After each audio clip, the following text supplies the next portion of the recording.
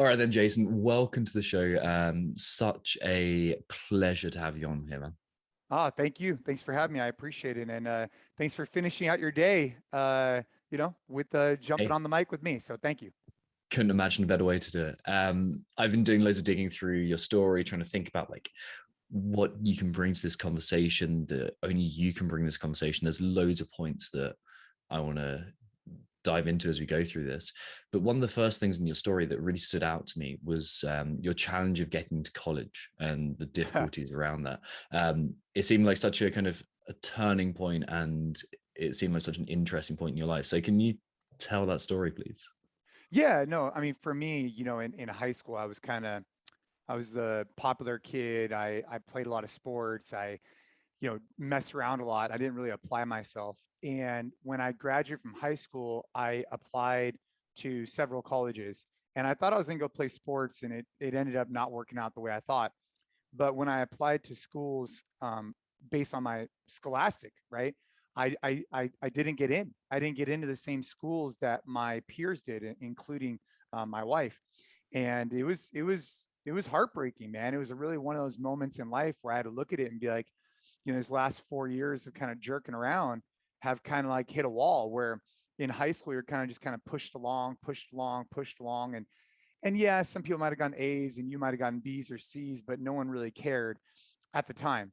And then all of a sudden you start applying for colleges and it's like, hey, you didn't get accepted because you didn't reach your potential, nor is there just going to be like this open door where you just keep moving on.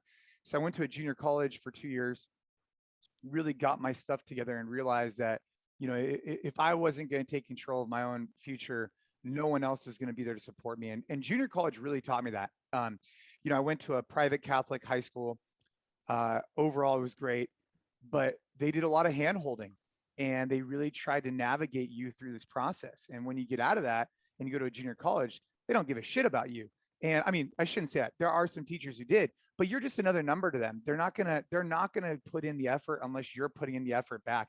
And that was a really good life lesson, is that like in high school, it was like A, B, C's, whatever. All of a sudden I got to college, and yes, you still have a grade point, you still have your GPA, but ultimately it's up to you to reach your potential or not. And there's going to be no one there to just push you along. It was big life lesson for me. Yeah, so it seems like before that you were kind of not enamored with the idea of your potential. Like you're kind of going, okay, like I'll just kind of take, I don't know, was it taking the easy route? Was it being popular? Yeah, it was just like kind of like unengaged. I think, sometimes I wonder if someone had kind of pulled me aside and been like, hey, I see a lot of potential in XYZ. I don't think you're applying yourself and reaching your potential. I wonder if I would have listened or if I would have thought I was too cool for school. And I'm sure maybe some people had tried to do that to me, but I can't think of a specific situation when someone did that. And through high school, I just kind of breezed along, man. Went on the weekends, partied, played football, threw the shot, did track and field, and I had some success there. But I think I could have done a lot more had I applied myself. Were there any other moments like that where you like kind of looked back, especially early on in your life before competing, before finding CrossFit, and where you went like, oh man, this is like a changing point in how I live my life?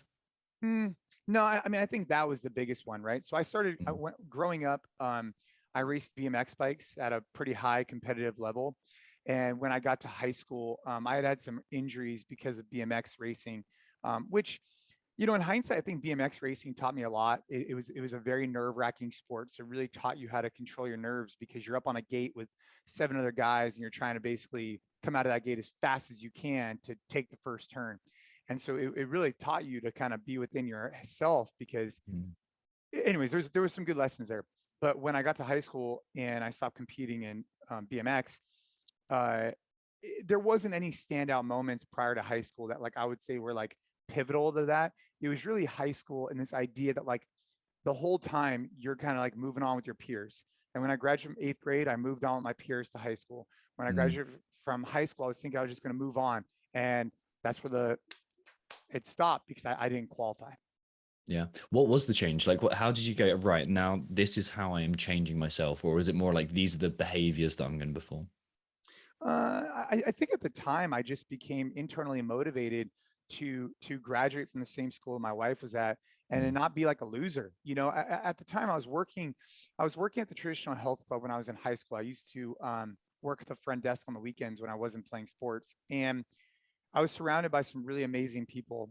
And when I graduated from high school, I wanted to do more. And so I started selling gym memberships, had some great mentors that really helped me to put in like the grit and the hard work. These were like no nonsense type of OG guys. Like there was no fluff, no frills, no bullshit. Just, hey, if you want to make money, you need to work hard and you need to be able to sell.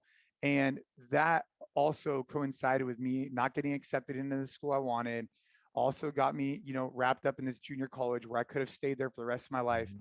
And all of those things kind of were a melting pot of like, hey, if I want to be successful, and ultimately I was really inspired by my girlfriend at the time and now wife to kind of be a better version of where I was at. I had to take, I had to step my game up, and that was it. It's amazing. The commonality that we have here is probably our level of fitness. No, that's not what we have. Is our relationship. I'm glad to get married to my childhood sweetheart, just like you. And Yeah, hell we've yeah. been together we've been together 12 years, but having that female influence in your life of like having someone who's going, actually, and it's not something she's saying, but it's like a mirror held up to you. It's like, Yeah. this is who you really are, and you're screwing up in these ways. As I think that's such a useful thing for men to have. Yeah, for sure. Having like a strong, you know, a woman who knows what she wants. She wants to be Mhm. successful, and she wants a guy that wants to be successful too. And really what it comes down to, man, is just waking up one day and being like, dude, what am I doing? Like, am I really reaching my potential? And I mean, I still think about that today. I mean, I think I've came a lot farther than I was back then, but the idea is like, are you really reaching your potential? And what are you wasting? You know, like you're just wasting your potential. You're just kind of skirting through life, just getting by. And you know, it's all good and well when you're in high school, but when you actually get in the real world, you know, it's no longer about B's and C's. It's about, you know, reaching your ultimate potential, you know, even if Mm. that's it. Yeah, absolutely. How much of your potential do you reckon you're matching up to now? Oh, not even close, man. I think physically, in like CrossFit, I think I reached my potential. I think, you know, who knows what could have happened. There's a few events I wish had gone different ways. I wish I had done differently, but I think overall in CrossFit, I have no regrets, nothing that held me back. I think that I did reach my potential there, and life circumstances really made me pivot from that. Um, so I'm cool there. I think that I have a lot more potential in my physical capability with additional sports like jujitsu in particular, Mhm. and I think that I have a lot more to gain in terms of the business. I think family as well, but the business I probably have the biggest opportunity. I think that, you know, I started the company out of college in 2008, and here we are 13 years later, and I just feel like I'm kind of like, I just now feel like I'm grasping business a little bit, and I think the next 10 years are going to be really indicative of that. Is that the skill gap that you're trying to close most aggressively at the moment then? Yeah, I'd say it's that. And then obviously, you know, being like a really, you know, like just being the best example of a dad that I could possibly be, like just being a landmark example of what I want my kids to grow up at. And then, yes, trying to reach my potential in the business for sure. What challenges are you encountering in getting to that point? For the business or For both the family life as well as I'm interested. Well, I mean, the family life is always going to have ups and downs and dynamics and changes. I think Mm. right now, you know, there's a lot of gratitude in the sense I do think that things are going really well. I think that my the relationships are strong. I think the kids are at a really good age. My kids are 11 and 8, and I think that they're really starting to understand a little bit more about why we do the things we're doing, why we encourage certain things, and I think that we've made a lot of steps in that direction. So I think overall things are going well. I think, you know, in business, it's recognizing that you got to surround yourself with really great people along a shared vision, and that takes a long time. It takes a long time for you to realize what you're good at, what you're not good at. It takes a long time to find the right people, and to really sit down and share a bigger version of where you guys all want to go together, and having each person actually believe in that shared vision, I think is where the struggles that we have, and I think that's where we've made the most amount of impact as of recently. And then in terms of like your mentality in taking those steps forwards, do you encounter challenges there? Yeah, of course. Look, I think that continuously trying to test yourself is a key. Number one, I think exposing yourself to micro adversity is the way to go. Like right before I got on here, I was just in the cold plunge, Nice. like literally right Nice. as I'm coming up. I thought you I had just got energy, a cold man. plunge. Yeah, and the cold plunge is a great way to, lean into adversity, lean into overcoming struggle, lean into that. And I think that it pays off huge dividends. And that's what I try and do is I'm trying to find things that are going to test me mentally and physically to help me thrive in all these other areas. That's the goal. I mean, that's what within reason. That's what I'm trying to do right now. Yeah. So obviously you get those like chosen hardships we refer to them, or intentional hardships, and then you get those incidental hardships. And the idea, hopefully, is that the intentional hardships prepare you for those incidental hardships. And like Yeah, obviously there's been gone. but the chosen adversity, right? Like I'm choosing Mhm. to put myself in these challenging times because ultimately those will help me out when life really throws you a nut kick, right? I mean, take for example COVID. If you've been living your life in a bubble where you're trying to stay as comfortable as possible, now all of a sudden this thing that's completely out of your control comes and just changes your life, including as a gym owner myself. I mean, shit, we had to shut down our locations. I mean, that if you're not used to learning how to overcome those struggles, it could really be detrimental. Or even a greater example, obviously, is when my daughter was diagnosed with leukemia in 2016, and that's a really phenomenal example of how life could come and just kind of kick you in the nuts, and you got to be prepared to try and overcome that the best way you can. Yeah, what was your like self-talk there? Did I read something you said like we can't be sad because this is like too serious, like this is too important, this is like too important to like basically give a shit about our emotions. Yeah. I mean, well, my wife was really the one who was kind of about this idea that you know we can't be sad in front of our daughter because we need to have this positive focus whenever we're with her. Um, but the mindset really comes down to compartmentalizing, uh, recognizing that there's certain things that are going to be outside of your control, and that's okay. Focus on what is in your control, and really focusing on day by day trying to come at everything with the most positive attitude you possibly can. And I think that there's people in here who talk about that. I think that in theory it sounds Mm, delightful, right? But when you actually are in a real struggle, that's where you could really lean on the tools that you've been developing. So for anybody listening who's trying to develop tools, I think two that we should really focus on is understand what's inside versus outside your control is so incredibly important.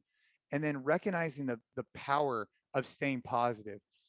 And the best way to develop that is through micro adversity. So you're in the gym and you don't hit the set you want, whatever. You say, okay, it's all good. Let's reset. Let's get back in it. Let's stay positive. Let's coach ourselves through this the way we would coach an athlete through this, versus identifying a negative mindset and then letting it just spiral.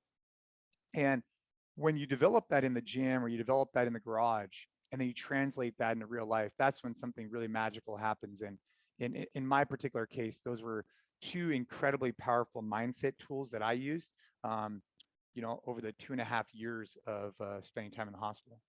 yeah, and that is maybe one of the toughest tests that we can get, like having your kid be that sick.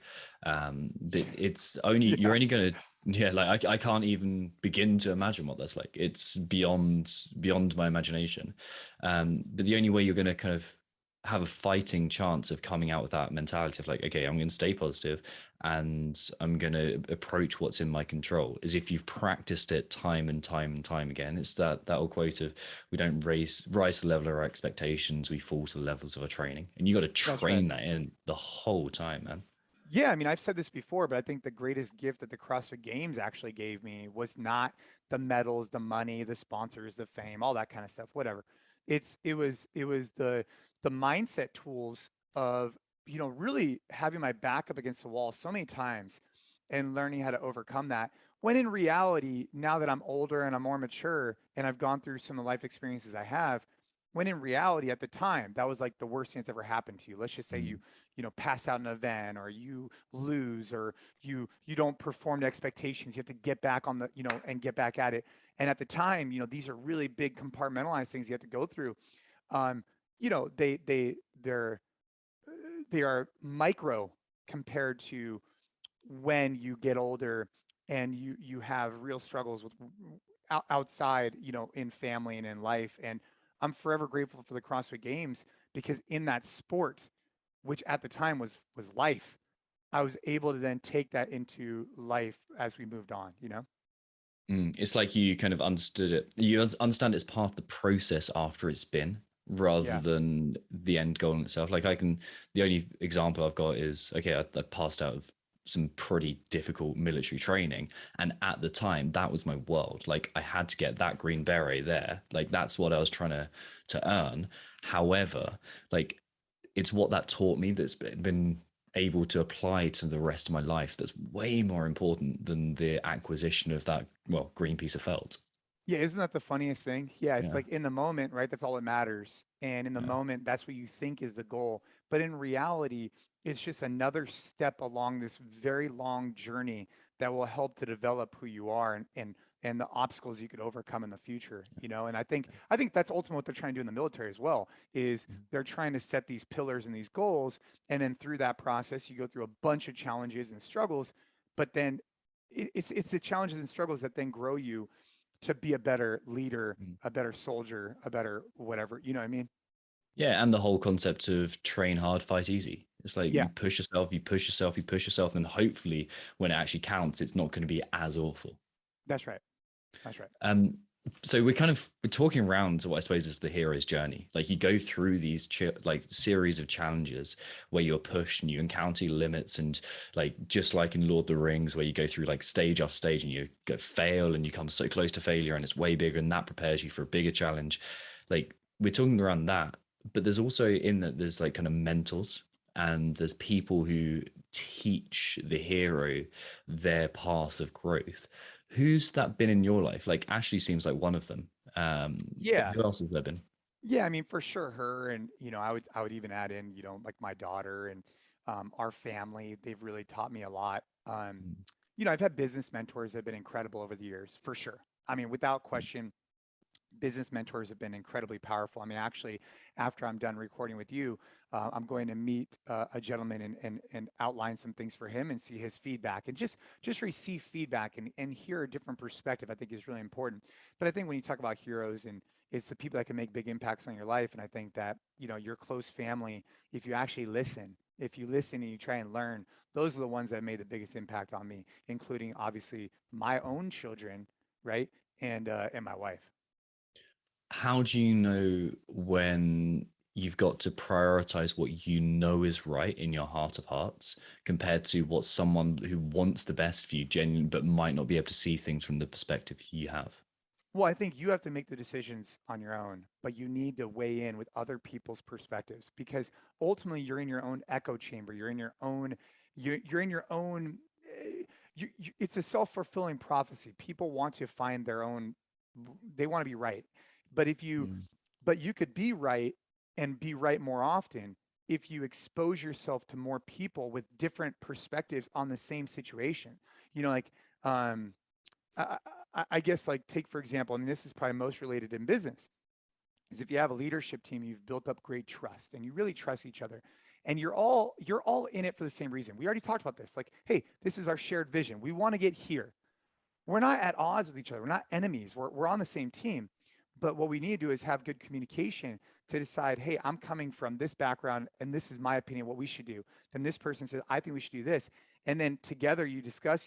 Now, ultimately, if you're the leader, you need to make a decision, but you need to make that decision based on, you know, gathering as much of the data as you can and listening as well as you can, because I think people also bring different life experiences to the table that could really help you get stronger. Like I've had a mindset coach for a long time, and that was one of the things I found valuable for him, was that he was able to help me unlock, listen, and learn more from others instead of just being closed-minded to things. I've got about 5 points that I want to jump off from that from that answer. Let's start off with who's your mindset coach? Adam Salcedo is who I used for many, many years uh, competing at the CrossFit Games, and he still supports us at NC Fit. What did he teach you? I mean, the thing of some of the things we already talked about, right? Understand what's inside your outside your control, positive mindset, Mhm. um, and ultimately just a beacon to discuss. I think where people get hung up, and maybe what he did the best is like you're almost like talking to yourself, right? You're Mm. talking like I'm talking to you, and well, this isn't a great example, but if I'm talking to someone about a struggle I'm having, and they're listening and providing like basic little minute feedback, but then I'm still talking it out. I think that's what's been very helpful is that you're talking through challenges with someone, and as you're talking them through, you're actually gaining more clarity inside. That's been a very big key factor. Yeah, so we use this audio processing software called Crisp, and at the end of each call, it tells me how much, what percentage of the time I've been talking, and Yeah. the ones that are the best coaching calls that we have with athletes, my talking is like 3% or 4% of the whole conversation, and it's like it's the the kind of the vessel for conversation that's the valuable thing, and the kind of maybe harsh feedback or honest feedback that you get. Yeah, that's exactly right. That's exactly right. Just someone else just asking, and also probing and asking good questions like, "Hey, why do you feel that way? Yeah, What yeah. what do you think that that person meant to make you feel that way?" Right? Do you Mm. think there was because when all of a sudden when you get these questions asked to you, you're like, "Well, no, they didn't mean to make me feel that way." Okay, well then let's start off with the fact that like they didn't have ill intent. So let's try and figure out, you know what I mean? Just reframing things, I think, is so incredibly important, Yeah, especially as you absolutely, get man. older and you have families, especially like COVID, for example, right? COVID has ruined relationships or has brought people together. And I think that's a good time to kind of try and use some of these tools to bring people back together again because, some relationships are definitely jaded. Oh yeah, absolutely, man. We spoke then or just before about like you kind of got these multiple opinions coming back to you, and some of them will be like really exactly what you need to hear, and then other times they'll be slightly off what you need to hear, or like not quite what you jive with. But there's a point in every decision where you pursue your potential, where you've got to back yourself. You've got to trust yourself. Like self-trust is this key. Have you ever struggled with that kind of like, am I going to be good enough? Will I be able to execute this? Well, I mean, I think something that any athlete listening, and this could be a good sound bite for your audience who's interested in going to semifinals or whatever is this idea of earned confidence. I think is incredibly important, and it's kind of what you're talking about. Earned confidence, this idea that no one owes you anything and that you earned the right to be wherever you're at. And when you really believe, truly in your heart, in your soul, that you earned the confidence to feel good going into a semifinal or going into an event, there's something very powerful about that because, you know, there's earned and there's perceived confidence. And I think that this idea of perceived, like I could tell myself tomorrow, I'm going to go do, I don't know, Mount Everest, right? But I haven't earned the right. I haven't put in the training hours. I haven't put in the hard work. I haven't understood the task to really feel like I earned the right to go in there and dominate. And when athletes are preparing for a task, the more they could truly feel that they earned it, the better off they're going to perform. It's non negotiable. And so, a good thing to think about is every day, every training session, have micro earned opportunities, right? So, at the end of the day, hey, did I do the best I could to put myself in a position to win the CrossFit Games? If that was the goal.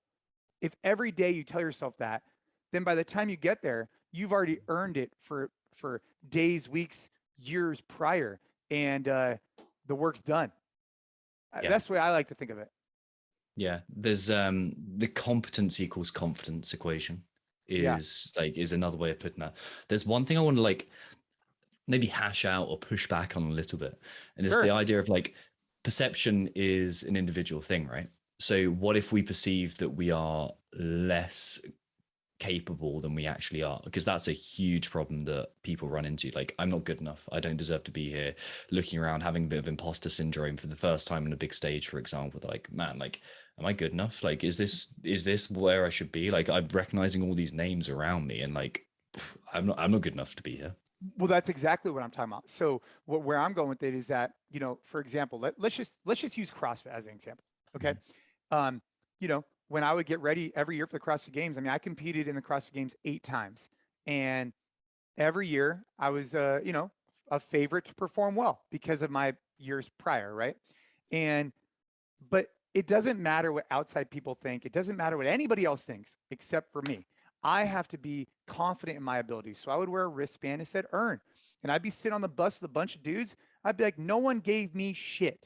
I earned the right to be here, just like all of your athletes did through the open, the semifinals, whatever else they're at. And that, I think, is this perspective that allows you to thrive because you are on the exact same page with every other athlete there at that given moment, because none of them were given it either. And I think that's like this idea, if you feel like an imposter, you need to get that out of your head, because no one just gave you that right to be there. You had to earn it. And just like every other person there, that was the key for me, because it was a level playing field. So all those are examples, like putting the mental reps in, like in that process, saying, I deserve to be here. I did this. I did that. I did like that. Those are the rewiring of those pathways in your brain. Those are the kind of step by step. Those are the reps. Those are like the myelination that's happening. And that's the essential thing that I think so many athletes and so many people in general, like, fail to carry out. We spend so much time counting our scars and not enough time counting our wins. Well, and that could be done on a micro scale. I think is very, very important, because all of a sudden people say, hey, my goal is to go to the games. Okay, cool. Well, if the goal is to go to, or take whatever goal it is, right? Every day is a really easy opportunity to do a micro check-in, because then those compound and you don't have any regrets, right? Where you say, oh shit, I missed a month of training. Well, now have you really earned it? I mean, probably not, right? So every day, every session, every time you have an opportunity to improve yourself, if you ask yourself that, by the time the actual event comes up, you have so many check marks that you've put, like, that's it. You're all good to go. And how you perform is how you perform. Yeah. And you could almost do exactly the same training program, exactly the same execution. But if you're reinforcing to yourself along the way, if you're putting ticks in those in that win column over and over again, you have that bank of confidence and self-assurance, self-trust to like kind of draw from. Yeah. And to ultimately go out there and go reach your potential in the actual event. It's important. Let's just say, for example, you've been putting check marks on your, I don't know, clean and jerk. Well, when the event comes up and it's a clean and jerk ladder, or you only have 3 attempts or whatever it is, you have to go back into that bank where you say to yourself, dude, I've done this thousands of times. All I need to go is go execute the way my training has prepared me for. And I've earned that confidence to know I could do it. Now just go out there and go execute and reach my potential. That's it. And these are skills that are easier to talk about than to execute on. I understand that. There's probably people listening like, yeah, dude, what you're saying sounds good, but you have to start somewhere, right? You have to start with basic fundamentals of mindset, and then eventually start building up on that, And that's where the accountability of a coach, and obviously like that's a great unintentional plug for our services, but it's like the accountability of, like, even if you have a group around you, like even if you have like a set of people around you, like, hey, what did you do today? Like, what are your intentions today? What are you going to do to win the day? And then how did you win the day? If you create that kind of circle of just reinforcing that, that's enough to bring you forward. That's right. And I think like this idea of, what you guys do with your clients and working with athletes for CrossFit. Okay, cool. Like, that's fine. But I would say that anybody listening, they don't even understand. They will only understand this conversation 10 years from now, when they look back at the different mindset, assuming you guys support them on the mindset, assuming you're doing a good job, all those different things. They'll only see it 10 years later, the true benefits of what they received from your conversations. Because here I am, a decade after my really initial conversations, or maybe even more, with my mindset coach. And looking back on it now, I just am starting to like really understand the value that he provided, which really, honestly, like, yeah, it made my competition better. That was great. But it's all these other lessons that you could then impart for the rest of your life, Yeah. You're making these micro adjustments that are like, I don't know, 1/10 of 1 degree. And you had like just adjust course slightly, but added up over time, they can point you in a completely different direction, especially with that time. You're just like, you're a different person. You've got a different kind of baseline of thinking. Yeah, that's right. That's right. Yeah. We spoke about like preparing yourself for events. What was your pre-event or pre-comp routine like? Yeah, I mean, I think it's really important for anybody who's looking to compete in the sport of CrossFit or any of that is to have a mantra and also have a flow that you go through to basically prep yourself up. So let's just say, for the sake of argument, the event is a clean and jerk event. Going back to that, you should have a general warm up that you perform every time for every event, the exact same way, not just exactly the same way. And during that warm up, what you're doing is you're mentally and physically triggering yourself to know that, hey, you're priming your motor to get ready to go do something Mhm. difficult or whatever, right? Noah Olson said it one time to me, which I thought was really cool. He wears sandals, and then when he puts on his shoes, it's a good way for him to recognize that, hey, game time's on. But the warm up is a good example of that. Then after you do your kind of baseline warm up, which for me was like a 500-meter row, some JC sit ups, some hip extensions, back and forth, then some dynamic stretching, etc. Then you get into your more skill specific for the actual workout for that particular day. I think that when you then reinforce that day in and day out in training, when you get into competition, it's triggering the same things and it's trying to put you at a state of ease instead of being overly, overwhelmed. So Yeah, I'd say you've that. you're suddenly going from the unknown to the known. You know That's how to right. interact in this, and like you've got less choices to make. And now I can That's focus right. on what's important, and your body's getting that trust. I used to have this routine where I went from when I used to train jiu-jitsu, or where I used to train jiu-jitsu, I would go from like this cafe, and at the moment I passed the cafe, it'd be okay, headphones on, listen to the same song, and now I'm walking in, and that was my trigger. That was my okay. Now I'm here to train, and that was just like you could feel the switch in my physiology at that point. Yeah, that's right. Jujitsu. There's so many life lessons you can learn from jujitsu. But yes, for sure. Whether it's bowing in, whether it's tying your belt, whether it's whatever, there needs to be some type of like mental click that Mm. allows you to know that, hey, I'm transferring from this to this. Um, and in sport in particular, I think that's very important um, to kind of switch gears between what you're doing. But then also like when you take it to your working day, it's like so I found myself for so long just kind of folding into the workday as opposed to making it intentional. There's no like Oh yeah. deliberate start, deliberate, and especially when you're working from home, it makes things more challenging. But like having those distinct start, go, stop is so important. Yeah, utilizing your calendar, I think, as a resource is a good idea. I Mhm. think creating your own mantras, your own way. I think that for people who are trying to compete, I think having something they go over in their head to prepare them for that particular event, I think is important.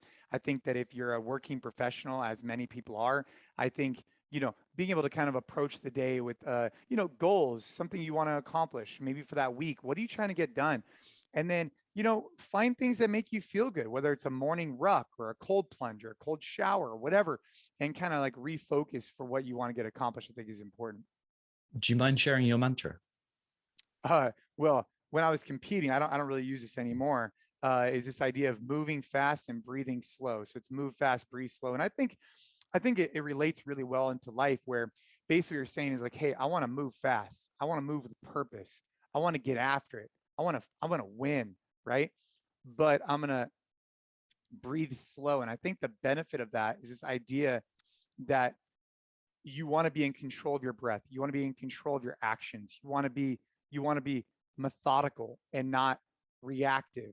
And so that's this idea of like moving fast but breathing slow was the theory in those type of events. Nice. So everyone has like physical weaknesses and physical strengths. I know I'm a great runner, but my strength isn't where it could be, and I have to work harder on that. And everyone has kind of mental proclivities too. What were the mental challenges that you had to overcome when you're training, or when you're competing? I mean, they're all the same things I think a lot of people have to overcome, right? It's feeling insecure about your abilities. It's worrying about your competitors. It's not knowing the events. It's the unknown that would really cause a lot of friction. It's it's I think that was the stuff it's most daunting, right? Because you worry so much about what your other competitors are doing or the events, but at the end of the day, that stuff's outside your control. You just got to go out there and perform, but it's hard to get that out of your head.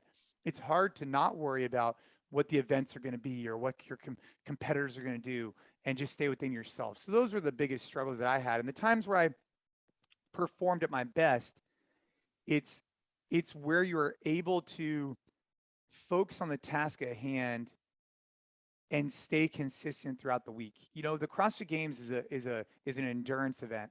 It's a marathon. It's not a sprint. And for that reason alone, those people that can't have a bad event and recover, they're screwed. You have to be able to have an event that isn't optimal and be able to recover from that. And you have to know that you're going to have events that maybe aren't going to be perfect. But those people that allow those events to derail them from their overall plans, those are the ones that are going to lose. They're never going to make it. It's a tough one because the shorter the event, the less forgiving of errors that you can be. But when you consider that the event isn't just one event long, it's 13 or 14 or however many events long, then you realize, oh, I have to be more forgiving in these moments. I have to use that recovery time to refocus, let it go, and then come back onto now. Like, this is where I'm focusing. This is what's important now. This is what's in my control now. That's right. That's right. And be realistic about where you're at. Like, look, take for example this recent event at one of it's semifinals, right? Is that what they're semifinals? Yeah, that's what they call like, now. Yeah. Oh my God, I can't keep track. It's this run and legless rope climb. You know, I had to go into that knowing that, hey, I don't care what these other guys are going to do. I need to know where my pace is at, what I need to do, what I need to get accomplished, because ultimately it's going to put me in the best position to perform my best. And when you try and keep up with other people, especially on an event like that, you know, and you burn out, you're just going to perform twice as poorly. And so it's just being aware of those things, I think, is very important. When was your best athletic performance ever? I think the 2013 CrossFit Games for me was probably like the best example of just, you know, what I was doing. I took second that year overall, and I took third in 14. I think that the burden run and the burden run was probably a good example of where my athleticism was at the time. It was if I'm not mistaken, I think it was 3 mile run, flip a pig, or maybe it was something along those things, or flip a heavy pig over 100-yard football field, carry a log, and then pull a sled. And I think that was just a really good expression of where my strength and conditioning was at the time. And so that was a lot of fun. Was it the event as a whole, or was it the competition as a whole, or was it a singular event where you're like, yeah, that's it? I mean, I think the event as a whole was great, but that singular event, burden run, definitely stands out to me for sure. Did you have any moments that were like how people would typically define a flow state, where you're like, time slows down, or you feel like you're not quite in yourself, you're kind of pulled back from reality? There's a few other triggers to it, but yeah, I mean, especially looking back on some of these things now, yeah, you definitely found that flow state, you found your rhythm, you were in a state of euphoria. I think for me, because I was winning basically not the whole event, but a lot of the event.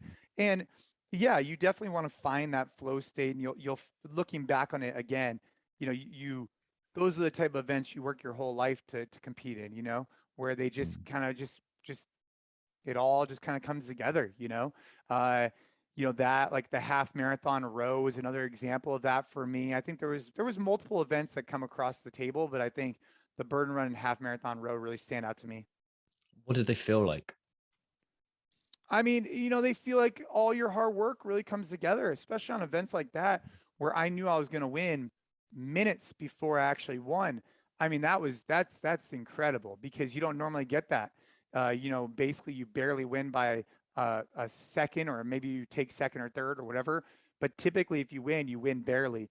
In this particular case, you're winning by, a lot. And those moments feel really, really good. I mean, I had some of those moments also at regionals where you knew you're going to win before you won. But man, that's and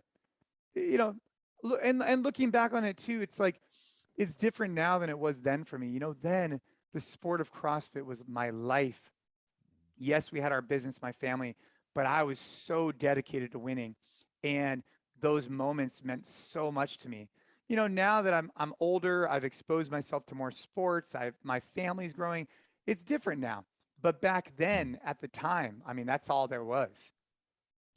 Yeah. You speak quite a lot about the transferability of mentality between competition on the athletic level and business, and obviously bringing that to NC Fit. Is there anything that was helpful in competing that's not helpful in business and vice versa? I mean, the time commitment.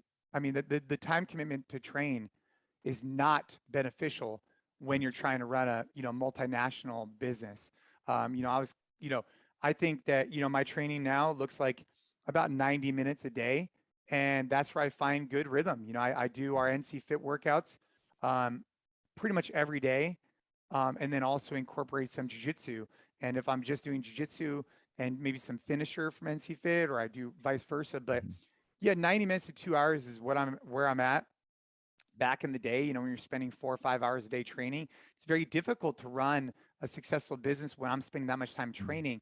Now we have really good people surrounding our business, which is a little bit different, but still, I think that at the end of the day, the struggle becomes, what do you want to focus on? How much time do you have? And I think for a lot of athletes listening, if you're on the cusp and you've been grinding, you got to take a self-reflection and say to yourself, like, hey, is this competition thing for me?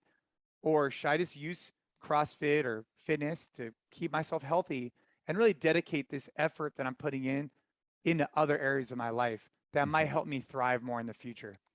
Yeah, it's like you've got 100 units of willpower per day, and where are you going to dispose those or deposit those units of willpower? It's like maybe it's in something that isn't quite aligned to who you want to be, and something that you're not quite doing for the right reasons, or maybe it's something you truly want to go all in on and make your life and be. And like that's obviously when you find that thing, that's what you want to deposit in.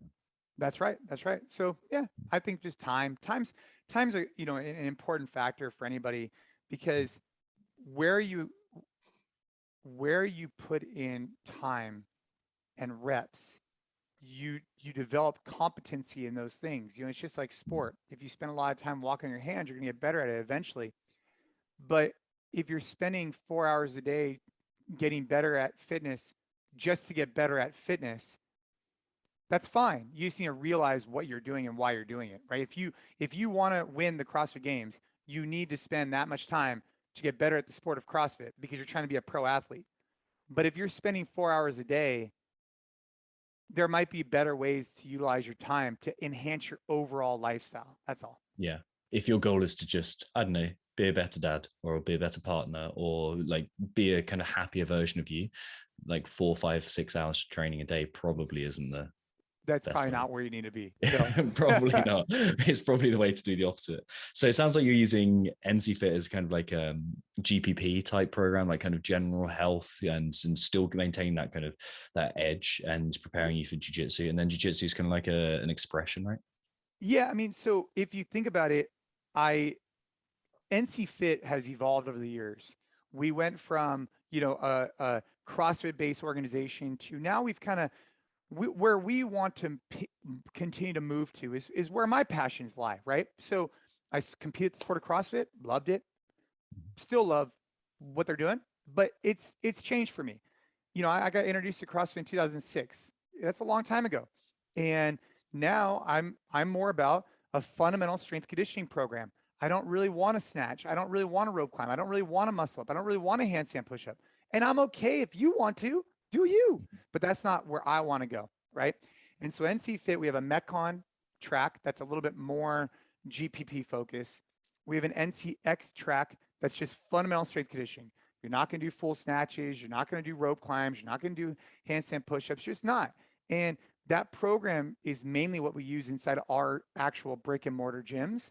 And then we have NC Flex, which is our version of bodybuilding. And really where we're going in the future is leaning further into NCX and this idea of like, what could I provide someone who wants to train 3 days a week to get as strong and as fit as possible? I'm not going to have them try and learn a muscle up because I only have 3 hours a week. What am I going to have them do? I'm going to have them focus on push, pull, hinge, squat. I'm going to have them focus on a 12 to 20 minute conditioning piece. And that's where we're going. So if someone wants to compete and they're listening and they want the best program in the world to compete in the sport of CrossFit, we are not for you. But if you're looking for just a general program that will get you strong and overall fit and kind of lead you to something that you could then go do other stuff outside the gym, that's really where we're going towards. And then on the kind of the other side of training, what does jiu-jitsu give you that you can't get elsewhere? Jujitsu. I mean, like It's one of those I'm hot on the tub bandwagon. conversations. So I'm on the bandwagon, right? It's like when I drank the CrossFit Kool-Aid 20 years ago, whatever. I'm on the Jiu-Jitsu Kool-Aid. Yeah. Uh, I think it gives you a ton of mental skills. I think you have to learn to overcome adversity. I think you need to, you need to be able to react to what a partner provides you. I think the self-defense side is incredible. There is just so many benefits. The barrier to entry is difficult. It is hard. You got to go find a good coach, but I mean, it's endless, and there's endless techniques. And there's endless learning. You know what I mean? Yeah, and it seems like the further you go down the rabbit hole, the more expansive the network of rabbit holes seem in front of you. It's just like there's just so much to go down and so much complexity. It's like it's incredible. Yeah, it's never ending. How long did you do it for? So I've been training for like 3.5 years. I took actually 4.5 years. I took 2 years out whilst I was in British Columbia, but now I'm back to it. Dude, yeah. I mean, so Yeah. you get it, right? I've barely Yeah, I mean, scratched the surface, really. Though there's so much beyond it.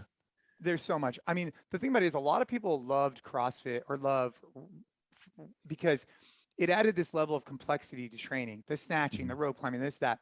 And eventually, after you do that for a decade plus, it's like, like I get it. Like I'm cool. Like for me, I could still do muscle ups, I could still snatch, I could still do all of it, and it's great. But I still want to learn new skills. And I think that's where jiu-jitsu has provided a valuable outlet for me is that I'm learning something new on a regular basis. And instead of getting like 1% better, I'm able to get, massive amounts better because I'm learning a brand new skill. Yeah, the biggest thing for me was like I had this tendency when confronted with difficult situations to sit back and think that I had to just kind of absorb the pressure. And it's like, and there's a time for that. But then there's also the kind of like, oh, now's the time to switch on some aggression and fight my way out of here. And it was like in training that in the middle of a jiu-jitsu session, just apply to everything else I did in my life, to conversations that I had were difficult because I wouldn't hold back to them, to difficult decisions in business that I needed to make, which were suddenly more kind of readily available to me. Yeah, and it humbles people. I think if Mhm. anybody listening has a little bit of a chip on their shoulder, a little bit of an ego, go into a jiu-jitsu gym and it, real quickly you're going to realize that you think you're the toughest guy in the room and you are not. And I don't Yeah. care. I mean, that goes for people who have been training a long time too. There's always someone that's going to come in and kick your ass, and that there's something valuable to that. It is a little bit like when you're in the gym and look, I'm very passionate about this because for so many years I spent my life working out to get better at working out, and it provided so much for me, my family. Like I was saying, now it's nice to work out, hit our NC Fit workouts, and watch the way they translate into something different, like the sport of Mm. jiu-jitsu, and seeing how all my years of strength conditioning, all those years, can then translate off outside the gym. And I think that if people aren't exploring that, they're really missing out on a valuable component. Go use your fitness more, go play Mm. sports, go try new things. I think it'll only encourage them to stick with it even longer. Yeah. Over training, over life, through progression, we end up honing in on what's meaningful to us. We find this inner sense of like, this is maybe a purpose. This is meaningful to me. What's meaningful to you right now? I mean, obviously trying to be the best example I could be as a husband, a father, and trying to build a business that can impact as many members as possible. That's what we want to do. We have gyms, we have our online app. We provide things to gym owners, but I think we're just scratching the surface, and that's what motivates me right now. Is how do I look myself in the eye at the end of the night, or I'm in the sauna or whatever, and just be like, hey, I'm really trying to reach my potential in these different areas, and I figure if I do these micro check-ins on a regular basis, you're never going to wake up, years later and be like, dude, Mm. I was a shitty husband. Yeah, yeah. How do you reflect on that? Like, because do you have a process like journaling, conversation, meditation, time in the cold plunge? I think it's like sauna and it's riding the Mhm. bike and it's rucks. It's time just to kind of free your mind. Just say, Mhm. hey, like, dude, you know what, man, I'm not doing that great here. I need to recognize that, I shouldn't have picked that battle. I should have listened more. I should have done this today. And that's fine. Then go tomorrow and go try and fix it. And look, I'm not perfect at anything, and neither is anybody. But trying to be more aware is, I think, the key, because I think having awareness on, like, hey, I'm not being engaged with my kids. Having that awareness alone will help you towards fixing it. Yeah, it seems like that moving reflection piece is huge. Like you're going Yeah, to get outside and go for a rock or go for a like light run or something that's not going to kill you, and just like gives your mind that space to go into. that's right. It's kind of, Yeah. it's like freeing endorphins. It's making you feel good. I think that rucks are a great way to do that. I think sauna's fine, but I think the rucks are probably the best way I found it, Yeah. to have that reflection. Yeah, absolutely. I couldn't agree more. What books have you gifted most to other people, Oh, well, I mean, I have a book. including your own? Yeah, Yeah. yeah. As many reps as possible is my book. I think the audio version is available on Audible if you want to check that out. But right now I'm reading a book called Traction, which is a business book. I'm not too far into it, so I can't really. Here, let's see. I got this one. So I just finished Tim Kennedy's book, Oh Scars yeah. and Stripes. I just finished that. Um, it was good. It was definitely some gnarly stories. And then I'm currently reading Traction, which is more of a business book about Mm. goal setting and stuff like that. But I'd say, Mark Cuban's Sport of Business is one that I have gifted people in the past. It's a short, quick read, just gets people fired up. And yeah, that's just first to Mm. come to mind. Nice. What habits do you perform for your own, let's say, mental health? Well, I mean, I think I exercise every day. I hit the Mhm. cold plunge every day. I do some type of self-reflection every day. And those are probably the three that come to mind. What's your cold plunge routine? Currently, it's 4 minutes. And for those people who are cold plunge regularly, don't laugh at me. It's 4 minutes at 55 degrees, and finishing with a full dunk under. Now, the reason why it's 4 minutes, and the reason why it's 55 degrees is because my children and I both do it. And so I'm starting off moderate and then slowly working my way down.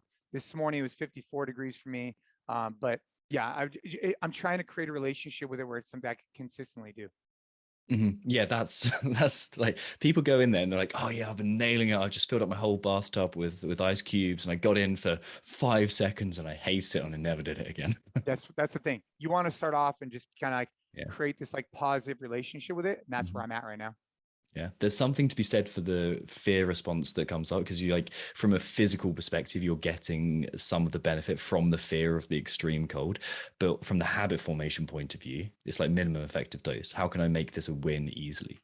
Yeah, that's where I'm at right now. Yeah. And just, exposing yourself to hard stuff. Like right Mhm. before I got in here, it sucks. Like you put your feet in, you're like, dude, I do not want to go in. I don't. I don't.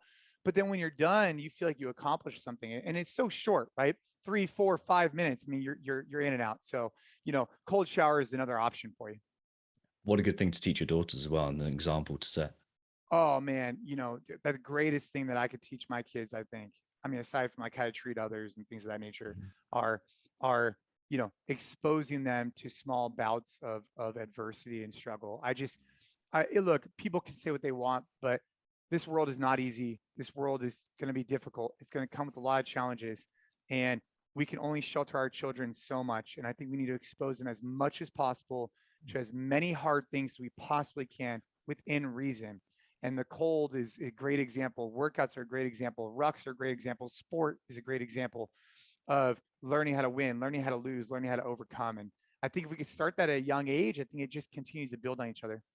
Yeah, you know what? People do push back against that idea of we've got to give our kids adversity, but they're never the type of people that I look at and think, I want to be more like you. It's Yeah, always like people that I respect, always like, yeah, I want to give my kids as much adversity as they can safely handle without as much undue risk. that's right. I want my kids to be the toughest kids in the room, Mhm. the people Yeah. that could overcome mentally whatever that comes their way. Mhm. And physically, also, I want them to be the toughest. I want them to be able to have self defense skills. I want them to be that confident because of all this earned that they've been putting in the work, so they could go through life and really feel comfortable that, hey, they know how to defend themselves, they know how to overcome challenges, and it's never going to be perfect, but we're going to keep working towards that. And I saw that firsthand. Like when Ava got sick with leukemia, I mean, we've been in the ICU, she's gone through a lot. And I think that those skills, what she had to go through in the hospital for those years, I think has made her a better person outside, because she could learn to overcome struggle a little bit better. That's beautiful. Yeah, you can either, I think Jordan Peterson said something like, you got a choice between making safe kids or making strong kids, and one of them's impossible. Okay, man. Well, a good place to wrap up. Where can people find out more about NC Fit and the app? Well, you can go to nc.fit. You can go to the App Store on iOS, soon to be back on Android, but it's just NC Fit. And, you can go to Jason Khalipa on Instagram. You can go to nc.fit on Instagram, and yeah, check it out and hit me up and let me know if there's anything I could do to support you along your fitness journey. Beautiful, man. Thank you so much for your time. Yeah, no problem. Great to be here.